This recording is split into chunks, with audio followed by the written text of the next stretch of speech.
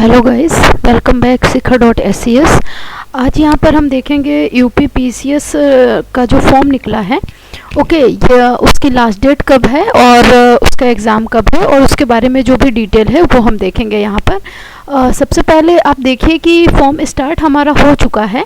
Okay, और ये start हमारा 21 अप्रैल को हुआ था। आप यहाँ पर देख सकते हैं 21 अप्रैल को हुआ था, जिसकी लास्ट डेट जो है वो ऑनलाइन एप्लीकेशन जो डेट सबमिशन की है, ओके, वो है आपकी 21/5। यानी कि आपको जो फ़ी है वो ऑनलाइन बैंक में सबमिट कर देनी है 18/5 तक। ठीक है, देन उसके बाद ये आप जब सबमिट करेंगे तो आपकी जो फ़ी लगेगी वो हर कैटेगरी के हिसाब से अलग अलग है। अगर आप यहाँ पर देखें SC/ST की फ़ीस जो है वो 65 रुपीज़ लगेगी। ठीक है, हैंडीकैप्ड की 25 है और जो फ्रीडम फाइटर हैं या फिर वुमेन है, ठीक है, उसकी जो है 65 रुपीज़, सॉरी 65 जो है एक्स सर्विसमैन की है, और जो भी उनकी ओरिजिनल कैटेगरी के हिसाब से उनकी लगेगी, जो भी फ्रीडम फाइटर हैं या वुमेन्स हैं। और जनरल की जो है कितनी फ़ी लगेगी तो वो भी देख लेते हैं कि कितनी फ़ी लगेगी। यहाँ पर आप देख सकते हैं जनरल की 125 जो है वो उनकी फ़ी लगेगी। अब यहाँ पर जो भी जिस के लिए एलिजिबल है वो फॉर्म भर सकता है कि किस कैटेगरी के लिए वो एलिजिबल है, तो वो देख लेते हैं उनकी एलिजिबिलिटी। यहाँ पर आप एलिजिबिलिटी देख सकते हैं कि कौन किसके लिए एलिजिबल है। तो यहाँ पर आप देखिए कि जो सब रजिस्ट्रार हैं उनके लिए क्या है, लॉ ग्रेजुएट हैं। तो इस तरीके से आप ये सारी डिटेल देख सकते हैं यूपी पीसीएस की साइट पे जाकर कि किसके लिए कौन कौन सी चीज़ें जो है मैंडेटरी हैं या एलिजिबिलिटी क्राइटेरिया क्या है। ओके, उसके बाद अगर हम यहाँ पर पेपर की बात करें कि पेपर किस तरीके से आएंगे या सब्जेक्ट क्या है, तो थोड़ा सा उसके बारे में भी आइडिया ले लेते हैं। एज की बात करें तो एज आप देखिए, वैसे तो यहाँ पर मिनिमम जो है 21 ईयर होनी चाहिए, हाँ, और जो एज है मैक्सिमम वो 40 होनी चाहिए। देन उसके बाद जिस हिसाब से कैटेगरी वाइज रिलैक्सेशन मिलता है 5 ईयर या 3 ईयर, तो उस हिसाब से अलग अलग कैटेगरी के लिए अलग अलग होगा। और यहाँ पर जो पीएच के लिए है वो मैक्सिमम एज लिमिट आपकी 55 ईयर जाती है, यानी कि पीएच जो है वो 55 ईयर तक एग्ज़ाम दे सकते हैं। अब यहाँ पर ये तो एज की बात हो गई, और एक चीज़ ये होती है कि यहाँ पर आप दोनों तरीके से फॉर्म भर सकते हैं। दैट मीन्स कि एक तो होता है कि आप सिर्फ यूपी पीसीएस के लिए भरना चाहते हैं, मतलब कि यहाँ पर आप देखिए कि कंबाइंड स्टेट अपर सब ordinate service examination and assistant conservator और ऑफ फॉरेस्ट या फिर range forest officer. That means कि फॉरेस्ट सर्विस के लिए आप सिर्फ अप्लाई करना चाहते हैं या फिर सिर्फ और सिर्फ आप सिविल सर्विस के लिए अप्लाई करना चाहते, दोनों करना चाहते हैं, तो ये तीनों ही ऑप्शन आपके जब आप फॉर्म फिल करेंगे तो उसमें 3 में से कोई एक टिक करना होगा। तो अगर आप कोई एक भरना चाहते हैं तो एक पे करिएगा, अगर दोनों भरना चाहते हैं तो बोथ पे टिक करिएगा। अगर यहाँ पर पेपर की बात करें तो आपके जो प्लान होगा वो क्या होगा, आपका पहले तो प्री एग्ज़ाम होगा। ठीक है, उसमें आपका ऑब्जेक्टिव टाइप पेपर होगा, उसमें मल्टीपल चॉइस क्वेश्चन आएंगे। देन उसके बाद आपका मेंस एग्ज़ाम होगा, देन थर्ड होगा वाइवा। तो ये 3 एग्ज़ाम होंगे आपके। देन उसके बाद आपका फाइनल सिलेक्शन होगा।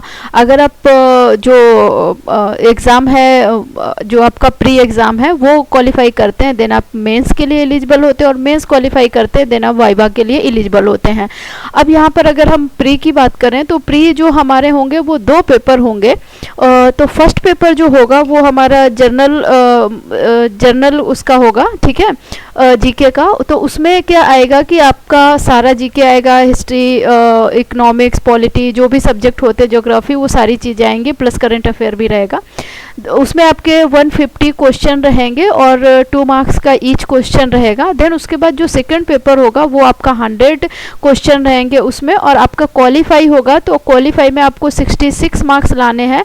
दैट मीन्स कि आपको जो है 33% जो है मार्क्स लाने हैं।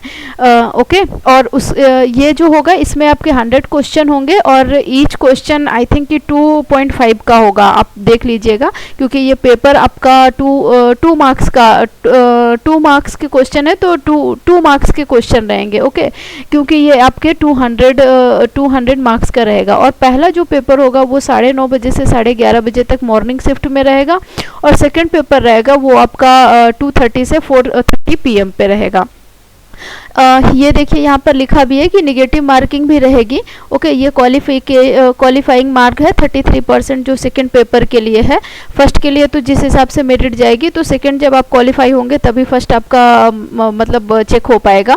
तो ये ध्यान रखिएगा कि सेकंड आपको क्वालिफाई करना ही है, तभी आप जो है एग्ज़ाम निकाल सकते हैं। मतलब सेकंड क्वालिफाई होगा, देन उसके बाद जीएस में आपकी जिस हिसाब से मेरिट होगी, ये दोनों आपका क्वालिफाई होने के बाद तब आप रिटर्न के लिए एलिजिबल होंगे। दैट मीन्स कि मेन एग्जाम के लिए एलिजिबल होंगे। तो इस चीज़ का खास ध्यान रखिएगा। नेक्स्ट देखते हैं कि क्या क्या जो है एग्ज़ाम। अब अगर इसमें हम देखें कि क्या एग्ज़ाम पैटर्न है, तो आप देखिए कि प्री तो हो गया। मेंस में जब हम आएंगे तो मेंस में हमारे क्या होंगे कि कंपलसरी सब्जेक्ट में अगर आप देखिए तो जनरल हिंदी है, उसमें आपके 150 मार्क्स है। एसे है 150 मार्क्स का। जनरल स्टडीज है first paper, second, third and fourth, और ये सारे ही आपके 200 मार्क्स के हैं। अब अगर आप ऑप्शनल सब्जेक्ट लेना चाहते हैं तो उसमें आप देखिए कि कौन कौन से आप सब्जेक्ट ले सकते हैं। ओके, तो ऑप्शनल सब्जेक्ट में आप देख रहे हैं काफ़ी सारे सब्जेक्ट हैं, 29 सब्जेक्ट हैं। इनमें से आप कोई भी चूज कर सकते हैं और वो आप ऑप्शनल में ले सकते हैं। और उसके बाद अगर आप वाइवा जो है आपका वो कितने मार्क्स का होगा, तो वो आप देखिए 100 मार्क्स का वाइवा होगा। ठीक है, और यहाँ पर ये एक दिया हुआ है फॉरेस्ट ऑफिसर सर्विसेज, जो भी ये एग्ज़ाम है सभी का दिया हुआ है कि आपका 200 मार्क्स का पेपर होगा और कैसे क्या उसमें चीज़ें आएंगी। तो एक बार इसको भी देख लेते हैं कि क्या है। ये आप देखिए पूरा सिलेबस इन्होंने दे रखा है कि क्या क्या चीज़ें आएंगी। तो ये देखिए आप, इसमें जो है करंट अफेयर तो है ही है, ठीक है, नेशनल इंटरनेशनल दोनों है।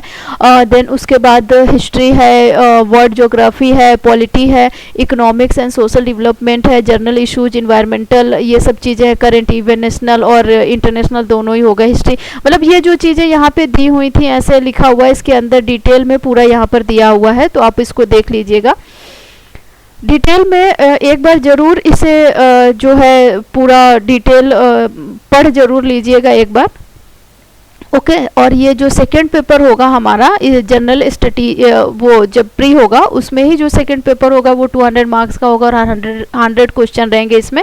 तो इसमें आपका कॉम्प्रिहेंशन आएगा, फिर जो interpersonal skill including communication skill आएगा, लॉजिकल रीजनिंग आएगी, डिसीजन मेकिंग, जनरल एबिलिटी और एलिमेंट्री मैथमेटिक्स जो है वो क्लास 10 तक आपकी रहेगी। इसी तरीके से जो इंग्लिश रहेगी जनरल वो भी क्लास 10 की रहेगी, और जो जनरल हिंदी रहेगी वो भी क्लास 10 की रहेगी। आप प्रीवियस ईयर के पेपर सॉल्व करके इसका आइडिया ले सकते हैं कि किस टाइप के इसमें क्वेश्चन पूछे जाते हैं। और आगे इसमें देख लेते हैं कि क्या कैसे है। देन उसके बाद आप देखिए मैथमेटिक्स में क्या आएगा, अलजेब्रा, ज्योमेट्री और अर्थमेटिक, स्टैटिक्स, ये सारी चीज़ें आपकी एलिमेंट्री मैथमेटिक्स में आएंगी। तो ये एक बार देख लीजिएगा, क्लास 10 का है। उसके बाद जनरल इंग्लिश में क्या क्या चीज़ें आएंगी, एक्टिव वॉइस, पैसिव वॉइस, ये चीज़ें रहेंगी। और इसी तरीके से हिंदी में भी आपकी क्या क्या चीज़ें आएंगी वो सारी चीज़ें दी हुई हैं, तो आप एक बार इसे ज़रूर देख लीजिएगा। ओके, और उसके बाद अच्छे से इसे देखने के बाद फिर आप फॉर्म जरूर फिल करिएगा। और यहाँ पे फिर पूरे सब्जेक्ट वाइज डिटेल में दिया हुआ है कि आपका मेंस का जो भी आप पेपर लेंगे उसमें क्या क्या चीज़ें रहेंगी सिलेबस में। तो ये आप देख लीजिएगा कि जनरल स्टडीज़ में क्या क्या चीज़ें रहेंगी, पूरे सब्जेक्ट वाइज दिया हुआ है सिलेबस। तो एक बार देख लेंगे तो उससे आपको आइडिया लग जाएगा कि हाँ इसमें ये चीज़ें पढ़नी है, ये चीज़ें पढ़नी है, तो आपको ईजिली वो नॉलेज रहेगी कि उसके बाहर आप ना पढ़ें। एक्स्ट्रा पढ़ने की ज़रूरत नहीं है क्योंकि टाइम नहीं रहता है। जितना भी पढ़ें क्वालिटी पढ़ें, क्योंकि वो माइंड में होना भी चाहिए। बहुत सारा पढ़ लिया हमने और कुछ भी माइंड में हमारे नहीं रुक रहा है तो मतलब ही नहीं है पढ़ने का। तो जो भी पढ़ें उसको ध्यान से पढ़ें, समझ के पढ़ें, तो ये ज़्यादा अच्छा रहेगा कि आप एग्ज़ाम क्वालिफाई करने के लिए पढ़ रहे हैं और अच्छे मार्क्स गेन कर सकते हैं। देन उसके बाद तो हो ही जाएगा। तो ये ज़रूर ध्यान रखिएगा कि जो भी हम जिस भी सब्जेक्ट को लें ऑप्ट करें वो बहुत अच्छे से उसका A to Z हमें पता हो, और प्रीवियस ईयर के पेपर ज़रूर सॉल्व करिएगा। तो आई होप कि ये आपको सेशन ठीक लगा होगा। लाइक और कमेंट ज़रूर करिएगा।